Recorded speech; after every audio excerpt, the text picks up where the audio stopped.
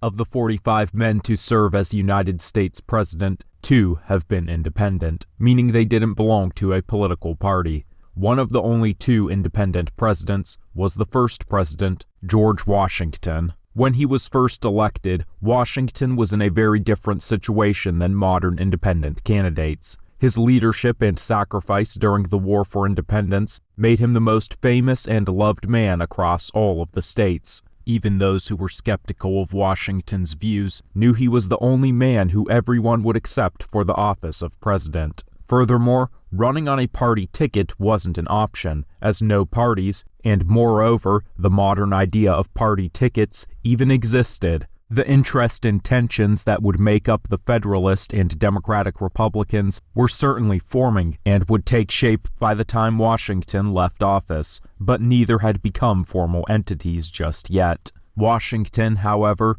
wasn't simply independent because there were no parties to join. He was vocally opposed to the very idea of political parties. His vision of the United States was a national republic with a common culture in which the leaders sought the good of the whole. As stated in his famed farewell address, he believed parties wouldn't serve this end, but would only serve to divide the country, as they would prioritize foreign, sectional, minority, or simply party interest. Initially, Washington tried to maintain ties with men of both emerging political factions. While his cabinet was mainly composed of Federalists such as Alexander Hamilton, he did have Thomas Jefferson, the eventual leader of the Democratic Republicans, as his Secretary of State, and kept James Madison as a very close advisor. As Washington's presidency progressed and key decisions had to be made, it became difficult to maintain the balance. To many, it was clear where his values stood.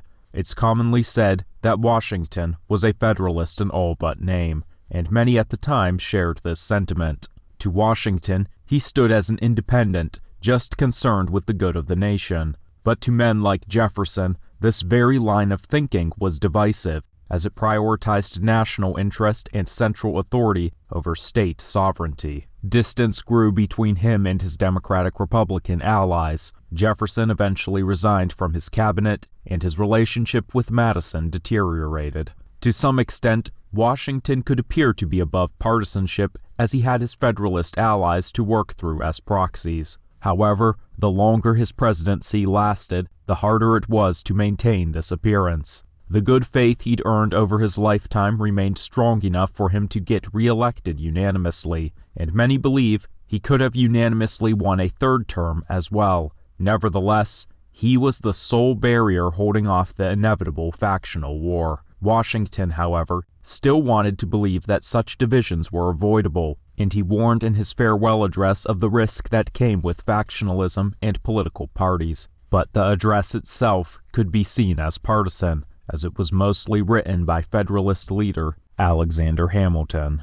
After his presidency, Washington was dismayed to see the path American politics seemed to be taking. The second and the only other independent president was 10th President John Tyler. Tyler entered the presidency as a member of the Whig Party, but was expelled from the party early in his term, making him an independent president. Tyler had a curious relationship with the Whigs, as he didn't hold the values associated with the party today. He was a states' rights Jeffersonian at heart, but he'd found common ground with Whig leaders such as Henry Clay in their mutual opposition to Andrew Jackson. But when the party gained political power, it had to contend with its own factional divisions. Tyler's conflicting values were never expected to be a problem. He was only vice president, originally put on the ticket to appease states' rights advocates, but President William Henry Harrison died only a month into his term, and Tyler ascended to the presidency. He not only refused to submit to party leaders, but vetoed Whig legislation, which he believed to be unconstitutional. He was promptly expelled from the party. Unlike Washington, Tyler wasn't opposed to joining parties on principle, as long as they matched his ideals. He'd previously been a Democrat, but left when he felt Andrew Jackson had acted unconstitutionally. His unwillingness to toe the party line earned him many enemies, but he had his allies, generally strict constitutionalists, dissatisfied with both parties. Initially, Tyler kept on all the cabinet members from Harrison's administration, despite their open hostility towards him. Within months, however, all but one cabinet member resigned in protest of his vetoes. Tyler's eventual cabinet would consist of a split of Democrats and states' rights Whigs. While he had allies in both parties, he had perhaps even more enemies. Clay Whigs despised him, and many Democrats resented him for his past opposition to Jackson. His opponents alleged he wasn't a principled independent defending the Constitution, but a tyrant himself through the use of the veto, which wasn't designed to be abused by the executive. Tyler argued that, unlike Jackson, he wasn't using his powers for personal vendettas, but to defend the Constitution from the Whigs in Congress trying to push unconstitutional legislation. Tyler strongly sought a second presidential term and sought to do so through the Democratic Party. As he'd improved his reputation among Democrats through his opposition to the Whigs and support for the annexation of Texas, he was maneuvering to be the nominee at the Democratic National Convention, which was bitterly deadlocked. He was ultimately unsuccessful in becoming the candidate, but did succeed in getting in the better graces of the party, which aided the careers of some of his friends and his allies. Compared to most of the prominent political parties, independent presidents, as a whole, have occupied the White House for a short period of time. 2 presidents were independents, compared to 19 Republicans, 16 Democrats, 4 Democratic Republicans, 3 Whigs, and 1 Federalist. The only party with fewer presidents than there were independents was the Federalist Party. In the 235 years of presidential history, independents have occupied the White House for a little less than 12 of those years.